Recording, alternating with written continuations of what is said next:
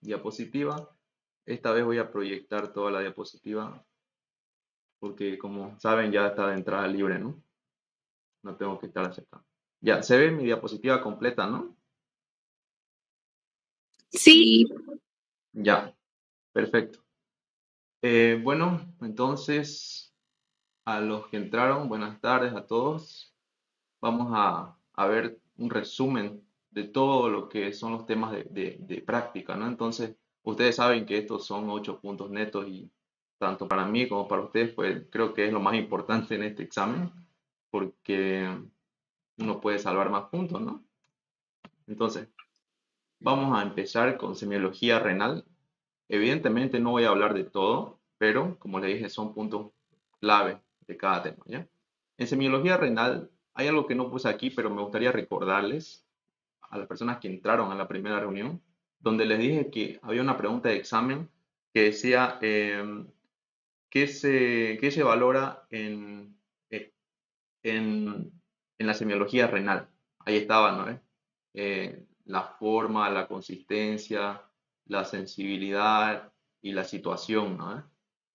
Eso no lo puse aquí, pero si recuerdan, eso igual era una pregunta de práctica, ¿ya?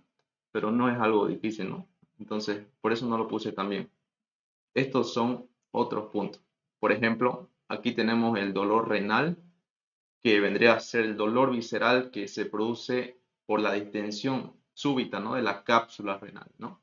Pero algo importante es que este dolor es sordo, constante. O sea, al decir sordo, ya es obvio que es constante, ¿no? Porque el dolor sordo se caracteriza por ser constante, pero no es tan intenso, ¿ya?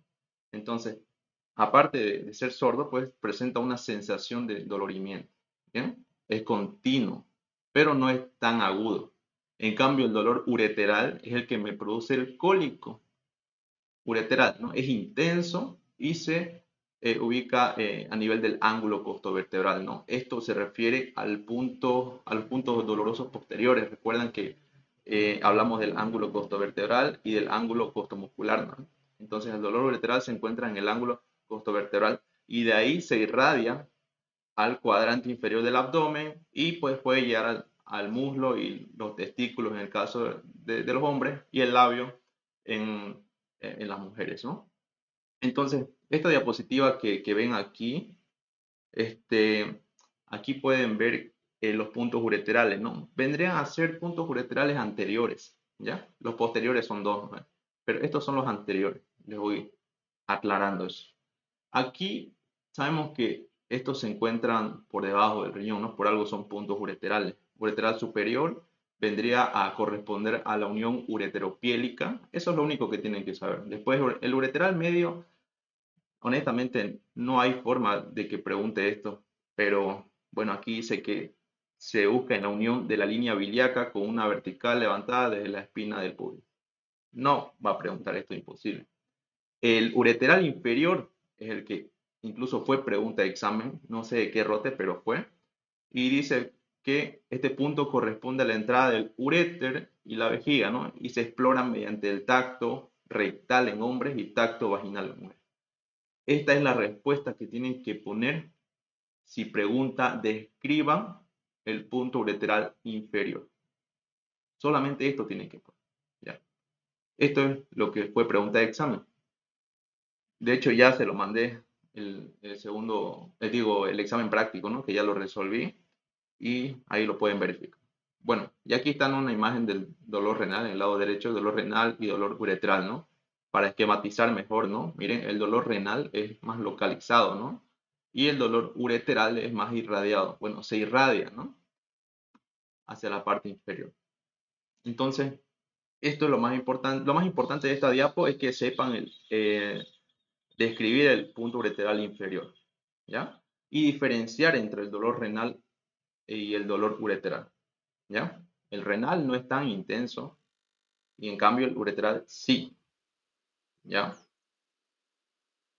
Ahora, esto lo puse, de ocultación lo puse porque pienso que el doctor puede agarrarnos desprevenido y puede preguntar, ¿no? A la ocultación renal, ¿dónde se oculta, no? En las áreas costovertebrales. ahí se oculta, ¿no? Pero, ¿qué podemos encontrar a la ocultación? Los soplos, ¿no? Soplos. Pero el paciente, pues, antes tiene que estar, ¿no? En posición de cúbito lateral, con muslos flexionados, ¿no? Y a la hora de colocar o de ocultar, tenemos que hundir, ¿no? Bien hacia el abdomen eh, para poderlo escuchar mejor, ¿no? ¿Y qué tipo de soplo se puede escuchar? Un soplo sistólico que va a corresponder a una estenosis o un aneurisma, ¿no? El aneurisma es el que generalmente me produce más soplos, ¿no? Aneurisma de la arteria renal o femoral, o también puede evidenciar un síndrome de Lariche, que no es más que una valvulopatía. Eso es lo único que tienen que usar, ¿ya? Y aquí, estas fotos de aquí puse porque los pillé en antiguas preguntas de examen. No creo que el doctor se complique, pero por si acaso, ¿ya? Hay una pregunta de cada uno de estos. En genitales masculinos, en la anatomía, hay una pregunta donde te, te pide, ¿no? ¿Cuáles son los componentes de los órganos genitales eh, masculinos? Principalmente vos tenés que poner testículo, epididimo y vías espermáticas. Nada más. Ah, eso sería, ¿ya? Es testículo, epididimo y vías espermáticas. ¿Ya? A no ser que te pida glándulas anexas, ya le aumentas, ¿no? Pero los componentes principales, ¿no? del genital masculino, testículo, epididimo y vías espermáticas. Eso lo pillé en una pregunta de examen pasada, ¿ya? Bueno, y esta parte que hice la palpación, la enfermedad de Peyronie, ¿no? Eh, Capaz el doctor puede preguntarlo, porque es una pregunta sencilla, ¿no? ¿Qué es la enfermedad de Peyronie? Es la desviación del pene en erección, nada más. Esa es la respuesta. Desviación del pene en erección, ¿ya? Eso igual fue pregunta de examen en años pasados, enfermedad de Peyronie. Y estas diapositivas son las que no aparecieron en la clase que grabé, bueno, en mi video que grabé, no sé, pero lo tuve que buscar, ¿no? Y aquí igual hay pregunta de examen, que es, ¿cuáles son las lesiones más importantes a la palpación del epididimo? Miren, epididimitis tuberculosa, epididimitis aguda y epididimorquitis, nada más. Te pide 3, ya si te pide 4 le pones quiste del epididimo, ¿no? Pero generalmente te pide 3 lesiones más importantes que se pueden encontrar a la palpación del epididimo, ¿ya? Epididimitis tuberculosa, epididimitis aguda y epididimorquitis. Eso, pregunta de examen. La técnica de Chebasú no la he visto, pero dice, ¿no? Palpación del epididimo. A ver, en resumen, la técnica de Chebasú se refiere a que con la mano izquierda sujetas, ¿no? Un testículo y con la derecha, pues, explorar. Nada más. Con el índice y el pulgar, ¿no? De la mano derecha. No hay tanta ciencia. Ya. La interpretación del urianálisis. Bueno, ayer ya hablamos desde aquí hablamos ayer, ¿no? Le dije que lo más importante es esta clasificación, que es la estructura del urianálisis, ¿no? Que vendría a ser el estudio. Vamos a clasificarlo en consideraciones generales, examen químico y examen microscópico. El doctor me dijo que iba a preguntar este cuadro, ¿ya? Pero en, en la resolución de examen práctico que hice, del otro examen, entró esto del examen químico. ¿Cuáles son los componentes del examen químico de la orina? Proteínas, glucosas, cetonas, bilirrubina, urobilinógeno y nitritos, ¿no? Y, bueno, cualquiera puede preguntar, ¿no? Pero esto es lo que preguntó en el anterior examen. Y después está el examen microscópico, ¿no? Que es donde ya se utiliza para relacionar más, ¿no? Posibles infecciones urinarias, donde se puede ver cilindros, critales. Los cilindros van a ser principalmente los que me van a evidenciar una infección urinaria, ¿no? Ya sabemos que, ¿alguien se acuerda qué son los cilindros o resultado de qué eran?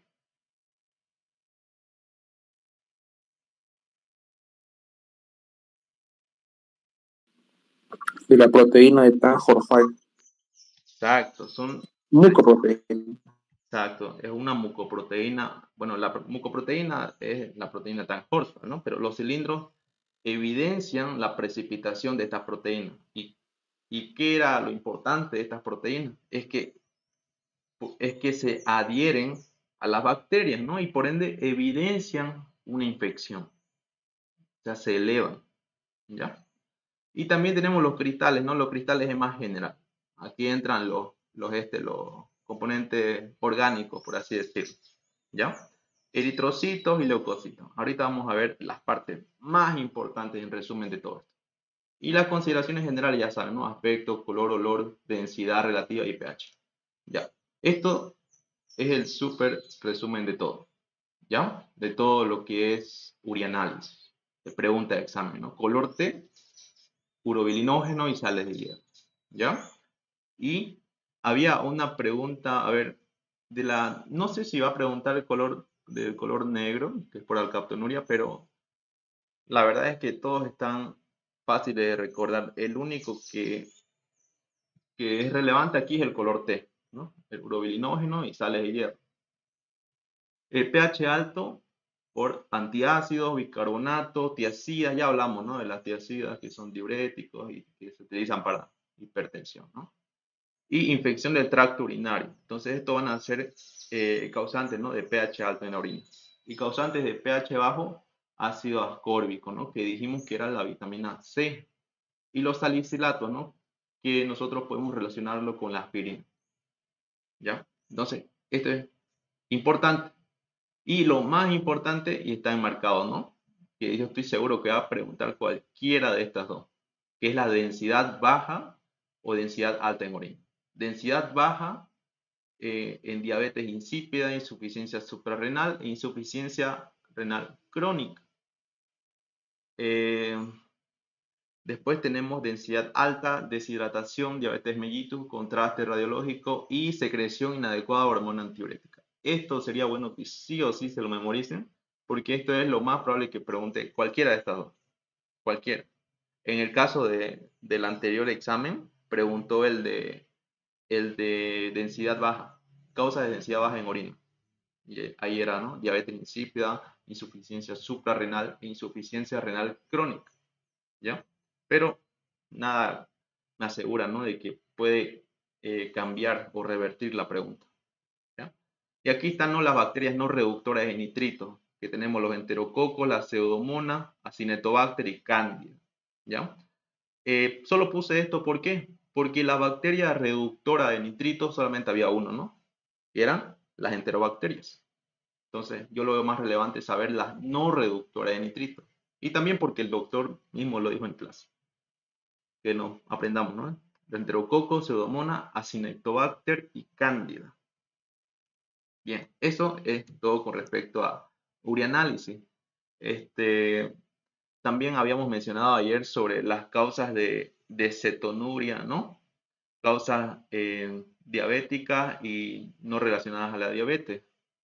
La diabética era por descompensación metabólica, ¿no? Y las no relacionadas a la diabetes era ayuno prolongado, síndrome de Fanconi, infecciones también urinarias y hiperemesis gravídica, ¿no? Que vendría a ser el vómito persistente, ¿ya?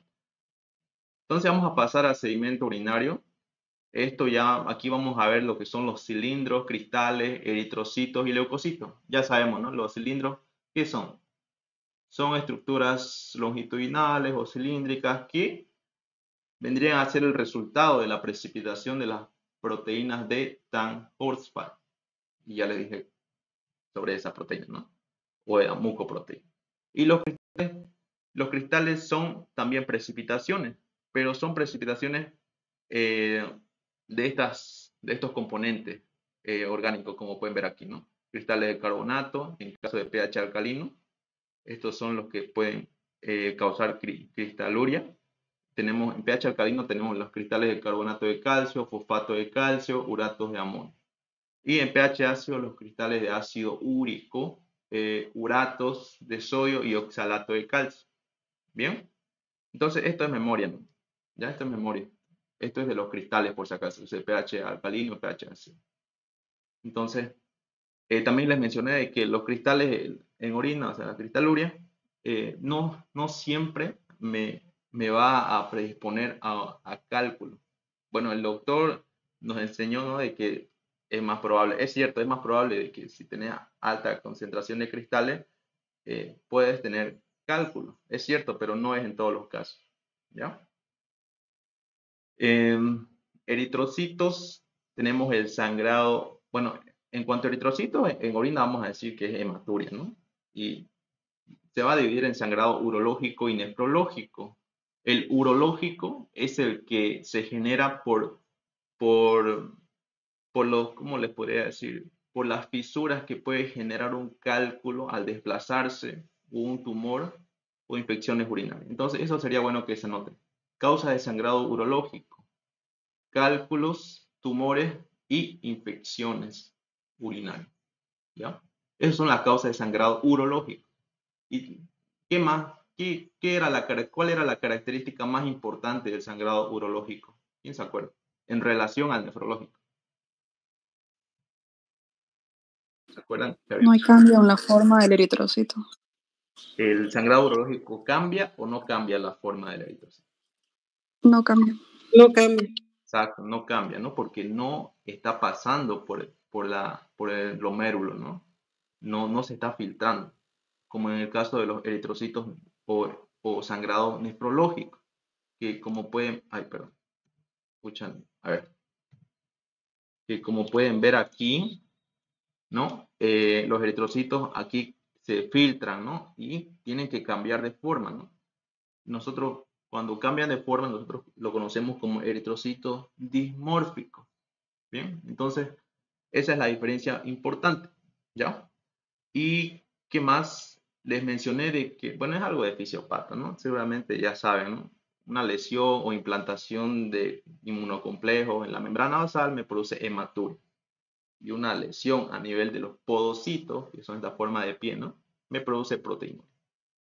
Pero una hematuria generalmente siempre se acompaña de proteinuria, ¿ya? Por eso, en insuficiencia renal les hablé de que la característica más importante que me dice que está pasando de una insuficiencia renal aguda a una crónica es la proteinuria. ¿Bien? Entonces, eso es algo importante, ¿no? Pero es algo más de razonamiento, ¿no? Entonces, los leucocitos, evidentemente, se van a elevar, ¿no?, cuando hay infección. Entonces, ¿qué más? A ver, los eritrocitos, sabemos que me generan estos cilindros hemáticos, ¿no? Pero no es necesario ahorita que profundicemos en esa parte. ¿Alguna pregunta con respecto a esta diapositiva? Ya saben las causas, ¿no?, de sangrado urológico: cálculos, tumores e infecciones. ¿Ya? Y, no le dije, ¿no? ¿Cuáles serían las causas de un sangrado nefrológico?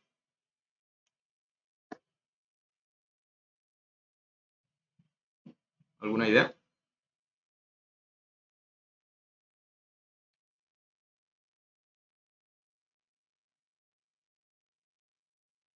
La glomerulonefritis. Ahí entra el síndrome nefrótico, nefrítico, ¿bien? Y la implantación de inmunocomplejos, ¿no?, que me generan glomerulopatías, ¿ya? Eso vendrían a ser las causas del sangrado nefrológico. Bien, entonces vamos a continuar con exámenes especializados. Sobre la fosfatasa ácida prostática, en resumen, aquí lo que me dice es que se eleva en etapas avanzadas de cáncer, pero también en etapas tempranas, como ven acá, ¿no? Dice, sin embargo, puede elevarse en pacientes con enfermedades benignas de próstata o cuyo cáncer está en fase temprana. Entonces, no es algo que se utilice para detección, ¿ya? No es tan específico. ¿Cómo? O sea, es sensible, ¿no?, la fosfatasa ácida prostática, pero no es específico, como el antígeno prostático específico, que es el PSA, ¿no? Aquí menciona que es el examen más importante. Bueno, es una glicoproteína y su función es la licuefacción, ¿no?, del coágulo seminal, y permite detectar precozmente el cáncer, ¿no? Pero nosotros ya hemos avanzado cáncer de próstata y sabemos que el PSA se eleva en diferentes circunstancias, ¿no?, como después de tener relaciones sexuales, de hacer ejercicio, ¿no?, entre otros factores, o entre otras situaciones, perdón. Entonces, ¿Qué es lo más importante de este antígeno prostático específico? Es que sepan de que en un adenoma prostático se va a secretar 0.3 nanogramos por ml en comparación con un gramo de cáncer donde se va a producir 3 nanogramos por ml. ¿Y por qué les menciono esto? Ustedes saben, ¿no? Cuánto es el valor normal del PSA, ¿no? ¿Alguien se acuerda? ¿Cuánto es el valor normal? 0, creo. 0 a 4, ¿no? No, Y 0 a 4. Entonces, esto va a ser muy importante para poder diferenciar, ¿no? Cómo se va a elevar en un cáncer y no en uno benigno, ¿no? Jimmy, ¿es 0,3 o es 3 nomás? ¿En cuál? En el adenoma, porque aquí en el libro dice 3. Esto es de su diapo del doctor. Aquí dice 0,3 nanogramos por ml. Por eso, Pero había dicho, Jimmy, pero había dicho el doctor de que no era un examen específico el PSA para cáncer. ¿cómo? Ah, sí, no, pero, o sea, en comparación de la fosfatasa ácida prostática y el PSA es más importante entre esos dos. Por eso lo pone así aquí. Dice el examen más importante, pero ya sabemos que no es algo que determina, ¿no? El PSA generalmente... Sí, porque él hizo el comentario que se estimulaba con cualquier otra cosa, hasta por montar caballo, hasta por andar en bici. Exactamente. Podía salir algo, fue lo que dijo, eso dijo en clase. Sí, así es, efectivamente, ¿no? Pero esto, yo creo que esto lo tiene así, lo describe así en relación a la fosfatasa ácida prostática, que es mucho menos específica, ¿no? El PSA es más específico en comparación con la fosfatasa ácida prostática, ¿ya? Porque sabemos que el PSA, de nada, sabemos que el PSA se utiliza más que todo para el control, ¿no? De pacientes ya diagnosticados con cáncer de próstata, ¿no? Y que ya están recibiendo tratamiento. Eso es lo que nosotros recordamos, ¿no? Del primer parcial. Entonces, eso, no hay mucha relevancia aquí, miren, es cortito. ¿Ya? Esto es lo que me gustaría que se aprenda, esto lo pillé en preguntas pasadas de exámenes, anoche estaba viendo, donde decía cuáles son los marcadores que se elevan en cáncer testicular. Y aquí está la deshidrogenasa láctica, alfa-fetoproteína y la fracción beta de la gonadotropina corínica humana. Pero ahora, miren, si han estudiado bien, recuerden que estos de aquí igual son los mismos que aparece en el tema de cáncer testicular o de tumores testiculares. O sea, en los marcadores tumorales característicos son estos tres los mismos. Entonces acuérdense, esto aplica para este tema como para el tema de tumores del testículo, ¿ya? Alfa-fetoproteína, deshidrogenasa láctica y fracción beta de la gonadotropina corínica humana, ¿ya? En el otro tema está con LDH, si no estoy mal. Ahorita lo vamos a ver eso. Pero acuérdense de estos tres. Estos tres son los que se elevan en cáncer testicular. ¿Ya? Entonces, vamos a empezar viendo a detalle cada uno, ¿no? La fracción beta de la gonadotropina corínica humana, sabemos que la fracción beta es la más importante. La alfa no es tan específica, ¿no? La beta es la más específica. Entonces, esta se produce en el trofoblasto y otros tejidos, ¿no? Esto es lo que también le dije ayer que sería bueno que lo memoricen, ¿no? Que se evidencia en mola hidatiforme, ¿no? Que es un tumor que crece en el útero a inicios de la gestación, ¿ya? Mola hidatiforme, coriocarcinoma y tumor testicular no seminomatoso. En realidad, esto ayer no les pude dar a entender bien porque yo no lo había terminado de leer. El tumor, el coriocarcinoma en sí es un tumor testicular no seminomatoso, ¿ya? O sea, es como que está repetido, o sea, fácil acordarse, ¿ya? El coriocarcinoma, ¿ya? O el tumor testicular no seminomatoso. Esto, no se olviden, les doy un adelanto, este es el más maligno. No solo el coriocarcinoma es el peor, ¿no? Pero en general los tumores testiculares no seminomatosos son los más malignos. Y los tumores testicular seminomatoso son los más benignos, por así decirlo, ¿ya? Y son más frecuentes, obviamente, ¿no? Entonces no se olviden eso. Ya, después tenemos la alfa-fetoproteína, ¿no? Que es una glucoproteína producida en el feto, en el hígado específicamente, después de la 4ª semana. En el hígado, con eso, quédense, que se produce en el hígado, la 4ª semana de gestación. Ya si quieren, memorícenselo, ¿no? El saco vital. Y bueno, como dice acá, ¿no? Miren, es útil para el cáncer testicular no seminomatoso a células germinales. El seminomatoso es el más benigno, digo, ¿es el benigno o el maligno, por así decirlo? El no seminomatoso. Maligno. Exacto, el más maligno, ¿no? El ejemplo por excelencia de eso, o el peor, es el coriocarcinoma, ¿no? Ya. Y la deshidrogenasa láctica, que es básicamente lo mismo. Lo mismo dice que es útil para cáncer testicular, de células germinativas, nomás dice. O sea, tanto para seminomatosos como para no seminomatosos. ¿Ya? Ya. Entonces, vamos a empezar con la parte de instrumentación urológica. Que esto es igual pregunta de examen. Yo considero que esto es uno de los temas que igual sí o sí va a entrar. Que, bueno, de los instrumentos urológicos, ¿no? Bueno, aquí nos dice que se clasifica de acuerdo a su uso en instrumentos diagnósticos y terapéuticos, ¿no? Diagnóstico, ¿qué podría ser?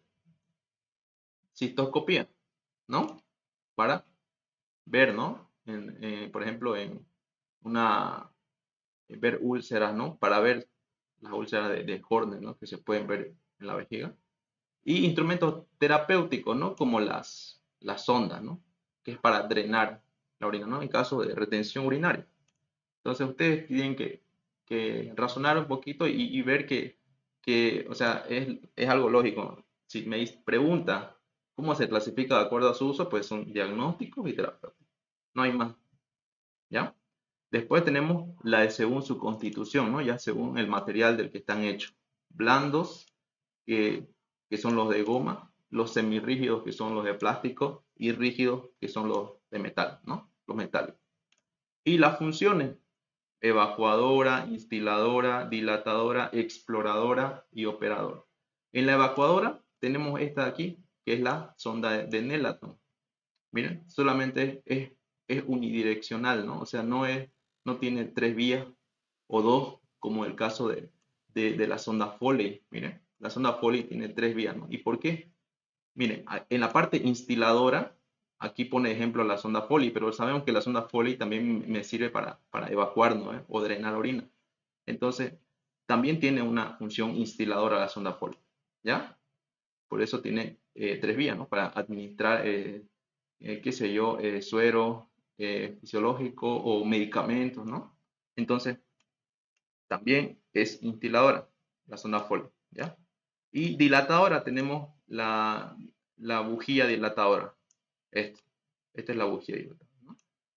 No hay más que decir de eso. Y la exploradora, que había una que decía exploradora de bola, decía. Bueno, lo pillé, pero no está muy claro. Además, hasta donde leí es muy antiguo el que pillé. ¿Ya? Por eso no puse la foto. Y la operadora, que es el cistoscopio, ¿no? Que vendría a ser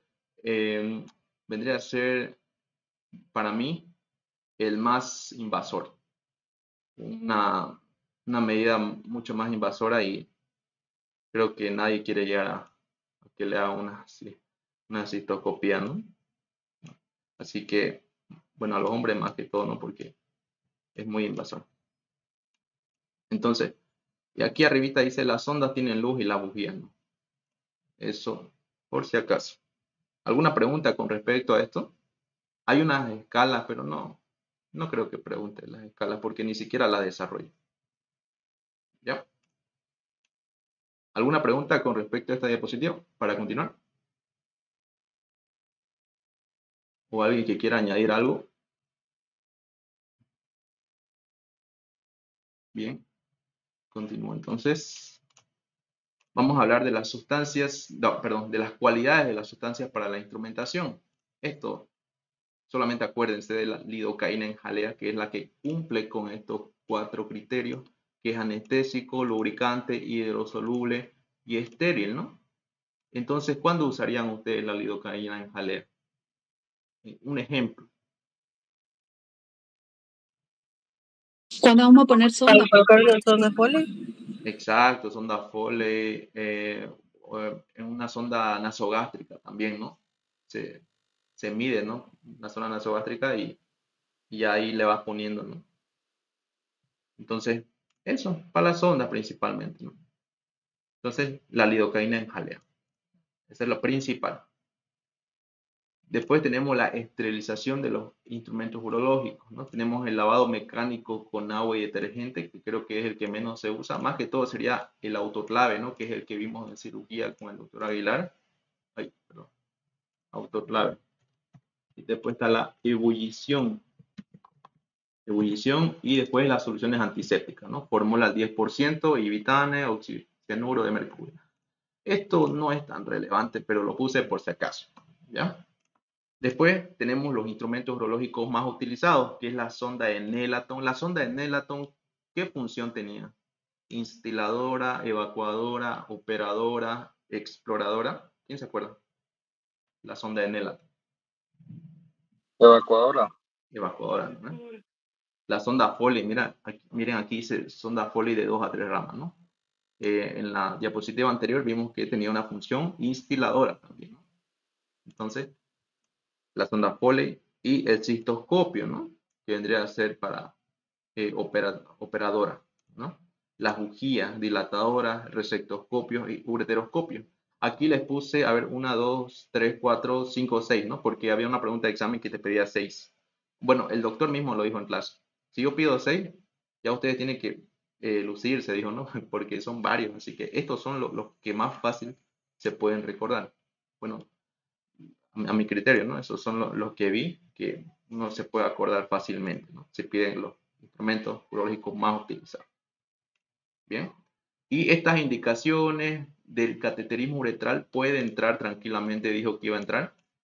Y también dijo las contraindicaciones del cateterismo uretral. En específico, el doctor dijo que iba a preguntar, bueno, o que anotemos, que tomemos en cuenta, las contraindicaciones del cateterismo uretral.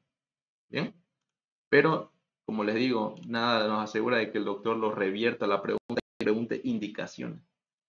Pero en contraindicaciones es algo lógico, ¿no? Tenemos la estrechez uretral, uretritis aguda, orquiepidemitis aguda y cistitis aguda, ¿no?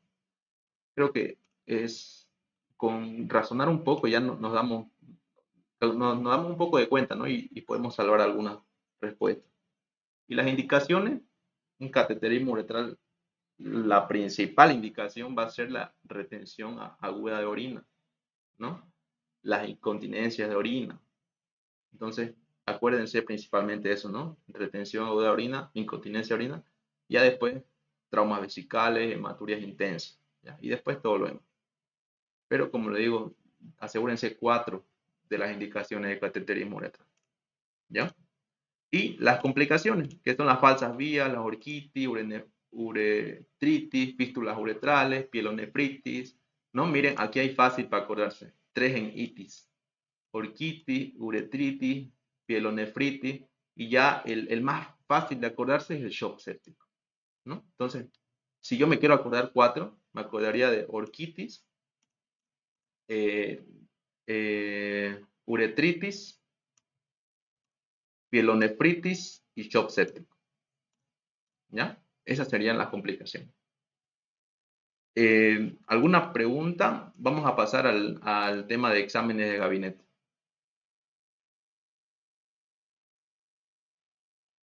¿O algo que quieran añadir? Jimmy, ¿si podías hablar un poco de en qué situaciones se va a usar la talla vesical? La talla vesical es igual pues, para drenaje, por ejemplo, para una litiasis ureteral. Esa es la principal indicación para talla vesical. Una talla, no, perdón. ¿Cómo se llama este punto J, si no me equivoco? Pero si es vesical, si es talla vesical, igual, digamos, es drenaje de orina, vejiga. ¿Está bien? Ya, ¿Está, gracias. está bien cómo funcionan esas tallas, no?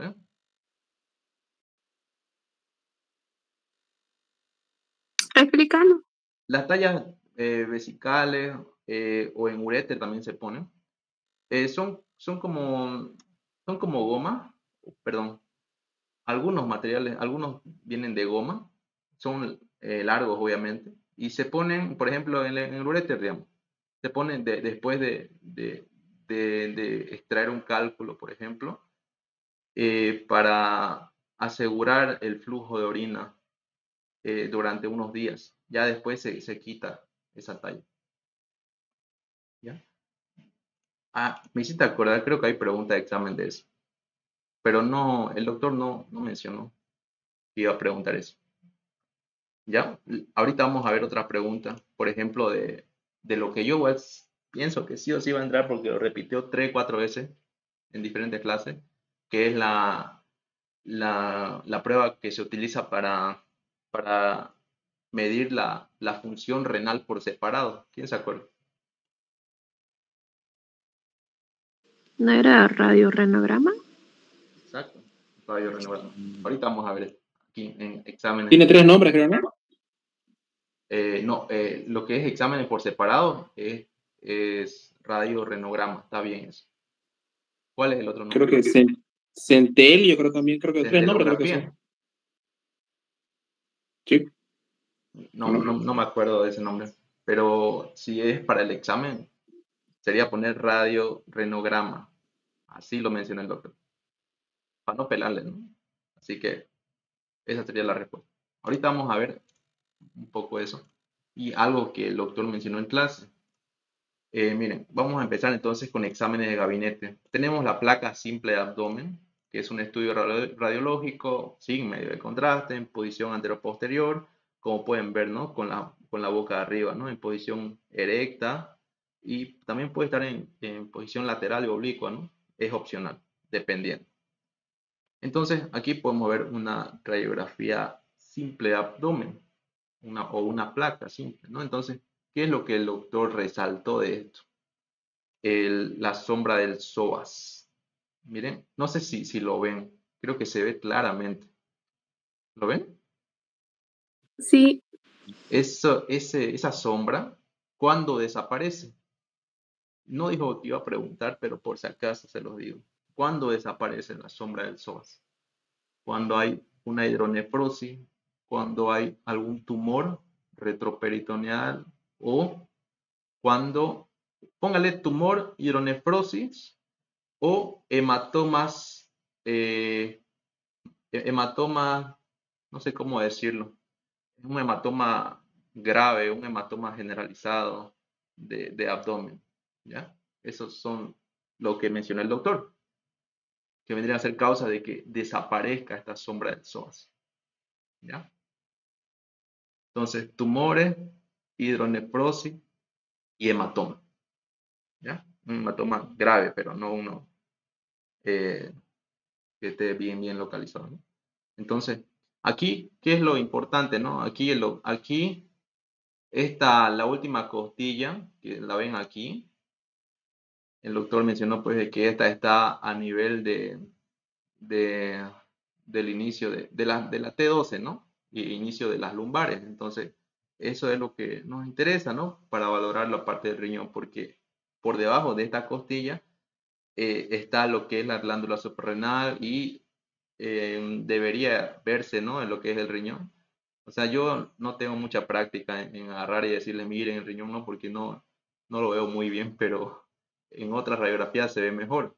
Entonces, ustedes quédense con que en la última costilla que vemos aquí en la radiografía de abdomen, por debajo, obviamente a nivel de la columna, ¿no? Por debajo, aquí, vendría a corresponder a la glándula suprarrenal y, obviamente, seguido del riñón, ¿ya? Entonces, eso es importante. Después, nada más, creo que no hay nada relevante aquí, ¿ya? Entonces, eso sería en cuanto a la placa de abdomen. Después, esto es lo más interesante, ¿no? La urografía excretora.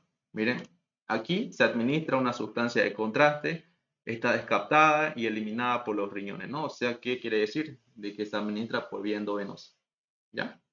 Y dice, por medio de la obtención en diferentes periodos de tiempo, la sustancia de contraste permitirá evidenciar la anatomía del aparato urinario y sus eventuales alteraciones anatómicas o funcionales, ¿no? O sea, me va a ayudar a ver, digamos, si es que hay alguna obstrucción, ¿no? O alguna dilatación de la pelvis, de los uréteres, ¿no? Ya, eso en cuanto a la urografía excretora, ¿no? O sea que se utiliza contraste endovenoso, ¿bien? Después tenemos la pielografía ascendente y descendente. Y yo me confundí al principio de esto. O sea, yo decía, ¿cuál es la diferencia entre la urografía excretora y esto? Esto es más específico. Vendría a ser como una subclasificación, ¿ya? Pero hay una diferencia importante. Es que, miren, esta también se llama urografía y se consiste en la visualización mediante varias radiografías, ¿no? O sea, es seriada, por así decirlo, ¿no? De todo el sistema urinario, es decir, los riñones, uréteres, vejiga y en algunos casos la uretra, ¿no? Dice que para que sea posible se administra contraste visible a los rayos X a través de una vena. Ya, lo mismo que hace rato. Ya, pero para esto, o sea, si yo administro un contraste yodado y se filtra por los riñones y baja, ¿no? ¿Esto sería una pielografía ascendente o descendente? ¿Quién me dice?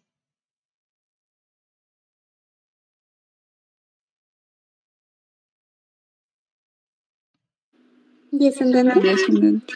Excelente, descendente. Ya si fuera ascendente, pues no lo administras por vía endovenosa, no está en contacto con la sangre, o no debería. ¿Por qué? Es directamente por cateterismo uretral, el ascendente. Ya, no se olviden. El ascendente es por cateterismo uretral.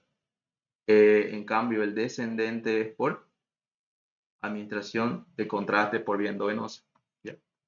Y bueno, miren acá abajo dice la duración varía según la persona y oscila entre 30 y 50 minutos. O sea, no tarda tanto, ¿no? Entonces, mira, aquí se puede ver, ¿no? Todo el circuito. Bien, entonces eso, con respecto a esto, no hay más. Después, esto que es interesante, que es el cistograma, uretrograma miccional, uretrocistograma combinado. Ya. El cistograma es igual a decir una cistografía. Y esto igual es pregunta de examen. Yo diría que tanto el cistograma o cistografía y el radiorenograma, esos dos son pregunta de examen. Así que mejor si se lo anotan. Por ejemplo, miren, el cistograma o la cistografía es el que se utiliza de elección para reflujo vesicoureteral. ¿Ya? Eso igual es pregunta de examen. La cistografía es la prueba de elección o el estudio de elección para diagnóstico de reflujo vesicoureteral. ¿Ya? ¿Qué más? Después tenemos el cistouretrograma miccional, que es un examen de la vejiga y uretra durante la micción, ¿no? Esto vendría, ¿en qué momento se vendría a valorar la parte de la vejiga y uretra? Cuando el paciente está orinando, ¿no? Se le dice al paciente que orine, ¿no? Se le da agua al paciente, orina y en ese momento va a circular la orina, ¿no? Por la uretra. Así que ya ahí ya nosotros le decimos cistouretrograma miccional. Bien. Y algo que me gustaría aclararles, mire, como pueden ver, ¿qué ven de raro, no raro, sino qué ven de peculiar en estas imágenes, en estas radiografías, entre estas dos? ¿Qué ven? ¿Qué ven?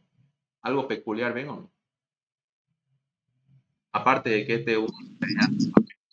aparte de eso. El tamaño de la vejiga. La estenosis.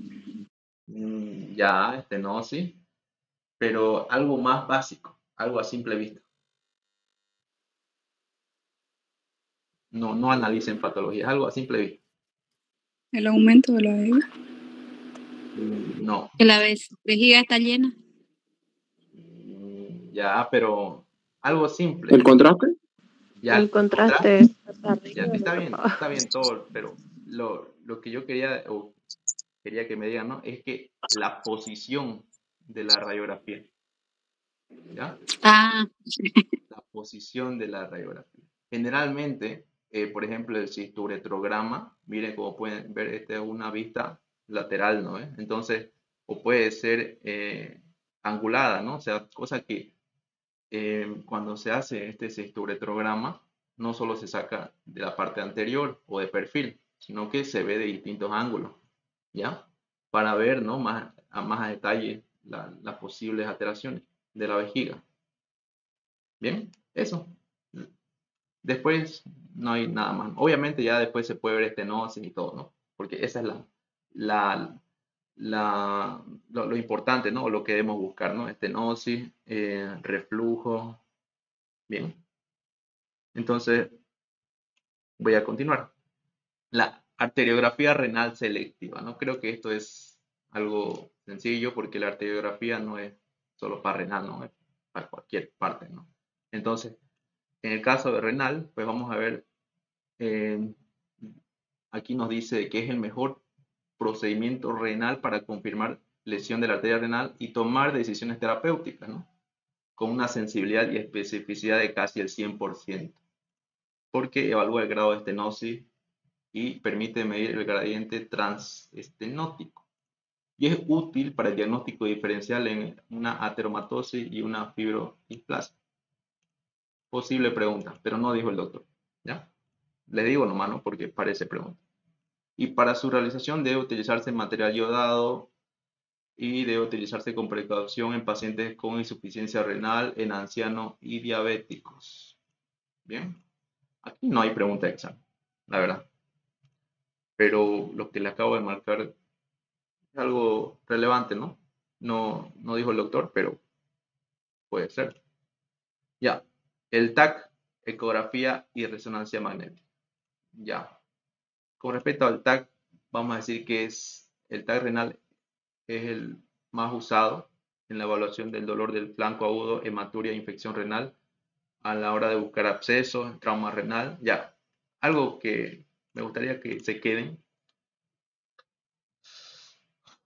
es que el doctor, en el tema de lesiones de las vías genitourinarias, el doctor aclaró en varias ocasiones de que la tomografía es lo principal que vas a usar.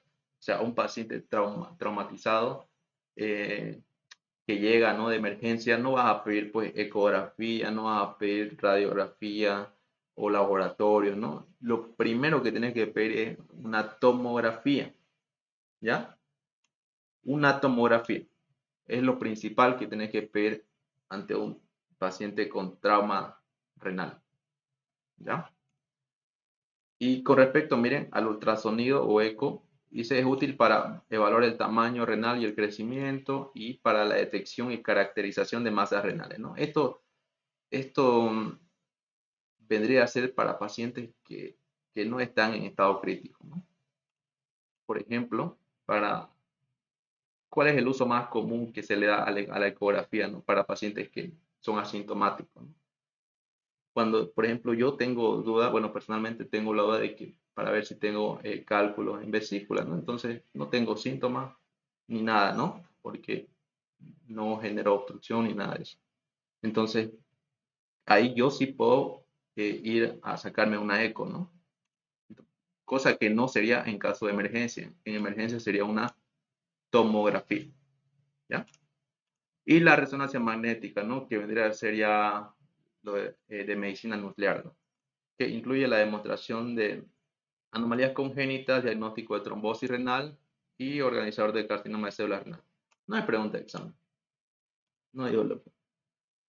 ¿Ya?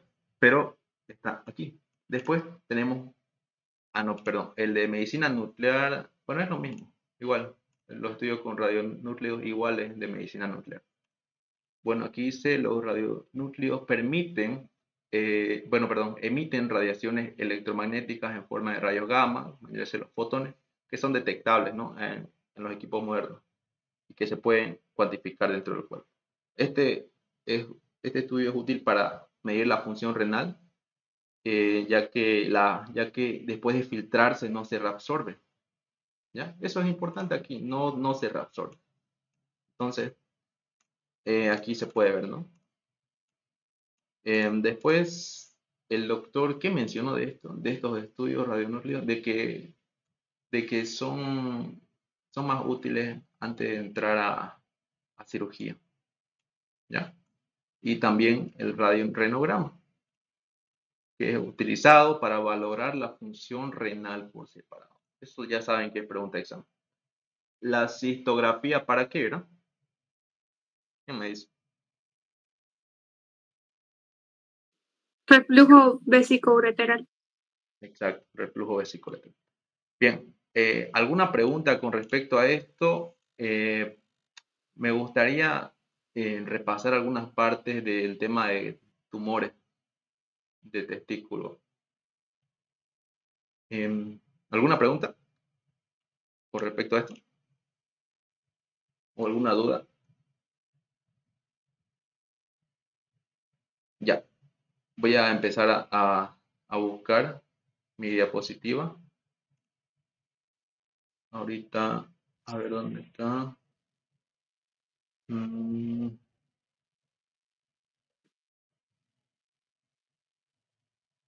Perdón, en la pielografía ascendente, ¿cuál era el método de administración? La pielografía ascendente, cateterismo uretral. Gracias.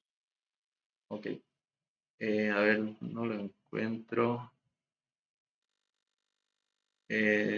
Tumores. Reflujo, cáncer, riñón. Está arriba, Jimmy. ¿Arriba? T15. Ajá. Tumores. Sí. Gracias. Ahora, por si acaso, esta diapo yo ya la pasé. Así que está para los que quieran revisar. Ya. Ya, a ver, haciendo un poco de retroalimentación, ¿en qué caso se desaparece la sombra del psoas? En caso de hematoma grande, tumor. Hematoma Hidronefrosis. y hidronefrosis, ¿no? Excelente. Ya. A ver, ahorita vamos a ver esto. Y le voy a, aquí, el doctor, según el doctor, aquí hay hartas preguntas de examen, ¿ya? Aquí miren, como les decía, ¿por qué escogí este tema? Porque les hice recuerdo, ¿no? De algunas partes del seminoma, no seminomatoso. Y es para que lo relacionen, ¿ya? Ahorita voy a agrandar esta diapositiva. Y ya, a ver, empecemos a ver, tumores genitales. Tenemos los tumores de células germinativas de testículo. Esto es algo general, ¿ya? Esto se va a dividir, claro, se va a dividir en seminoma y no seminoma, o sea, seminomatoso o no seminomatoso, ¿ya? Entonces, aquí nos habla de tumor de células germinativas de testículo, ¿no? Y que son los que componen el 90-95%, ¿no? Por eso es que este tema se centra en estudiar esto, ¿ya? Y eso, vayan memorizándose de que los tumores testiculares son principalmente de origen de células germinativas, ¿ya? Como pueden ver aquí, dice 90-95%. Y esto se va a dividir en seminoma y no seminoma, ¿ya? Y ahora, continuando. Aquí nos menciona de que el cáncer testicular y la criptorquidia son causas más comunes